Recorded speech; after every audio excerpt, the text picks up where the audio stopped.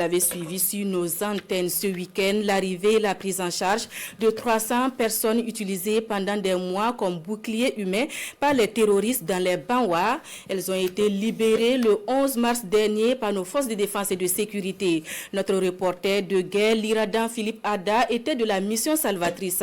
Il lève donc le voile sur une pratique effroyable des terroristes et bat ainsi en brèche les tentatives de désinformation. Reportage. En vue panoramique depuis les airs, un paradis pour la faune et la flore arrosé par l'emblématique fleuve Le Moune. Mais au sol, un véritable nid de repli pour des terroristes qui tuent et dépouillent les populations de leurs provisions et bétail. Les imprudents ici sont soumis à l'esclavage pour cultiver la terre et servir de bouclier humain en cas de combat avec l'armée, comme ici en image. Armes au poing, des combattants terroristes acculés tentent de se sauver de la pression des unités militaires avec des centaines de femmes et d'enfants.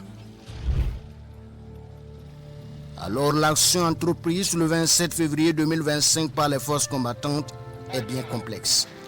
Séparer l'ivraie du bon grain dans une action robuste pour assainir les forêts des Banwa et faciliter la réinsertion des populations. Au soleil dans les airs, la traque est sans merci. De part et d'autre du fleuve, l'ennemi est vaincu sans grande résistance et c'est le butin qui en parle. Il y a aussi des dizaines de villages reconquis, des centaines de civils libérés. Le chef d'état-major général des armées félicite ses hommes et salue leur engagement.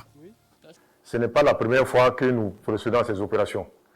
Si vous vous souvenez, après la bataille de Guibo, le 26 novembre 2023, nous avons lancé une opération dans la commune de Baraboulé. Et nous avons libéré également là-bas un petit village du nom de Philippe Vili, de la commune. Et là-bas aussi, les populations civiles avaient été prises en otage, comme bouclier, mais il y avait des malades.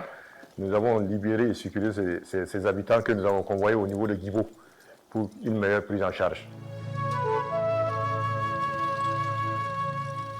L'opération est donc un succès, mais non sans bruit des relais et communicants de l'ennemi tapis. Le général Moussa Diallo rassure. Au Burkina Faso, les combattants sont professionnels. Quand nous tous sommes engagés sur le terrain, nous avons des éléments prévôts, de la prévôté, de la gendarmerie, qui suivent les combats et qui agissent dans le sens du droit humain.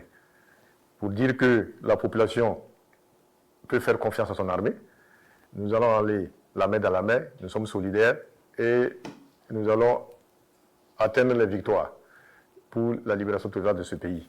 Une victoire collective d'étape pour cette zone qui donne déjà le sourire à ces ex-otages qui découvrent en majorité pour la première fois la capitale.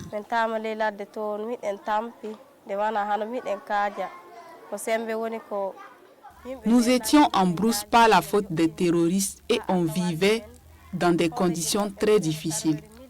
Dieu faisant grâce, le capitaine Ibrahim Traoré nous a envoyé ses hommes nous sauver. N'eût été leur intervention, nous ne serions plus en vie. Et depuis que nous sommes là, nous ne manquons de rien.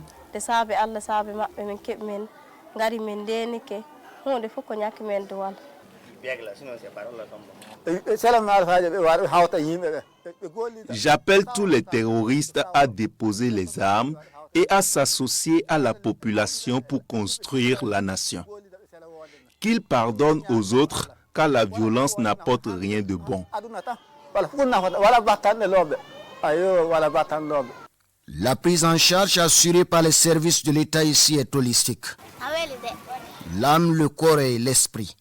Il y a une peur excessive qui a été observée chez beaucoup d'entre eux. Il y a également aussi des troubles digestifs parce qu'il y en a qui faisaient la diarrhée et autres et c'est tout à fait normal, ça se comprend. Il y a également aussi le retrait social. Il y a beaucoup s'isoler, notamment les enfants qui ont été séparés donc, de leur famille et autres. Donc, tout ça, c'est des situations donc, qui sont des signes donc, de détresse psychologique et qui nécessitent donc une prise en charge psychologique. Ces plus de 300 personnes sont habillées, nourries et soignées aux frais de l'État.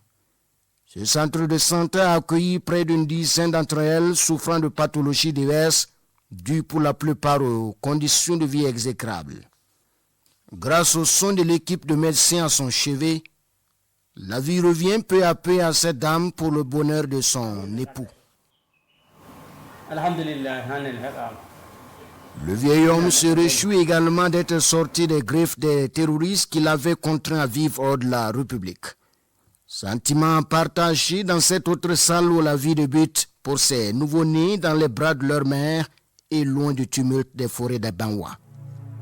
Pour ces femmes et leurs parents sauvés par l'armée, c'est une nouvelle vie qui commence avec l'espoir d'une paix retrouvée pour leurs villages respectifs, mais aussi le chemin des meilleurs avenirs pour leurs bébés.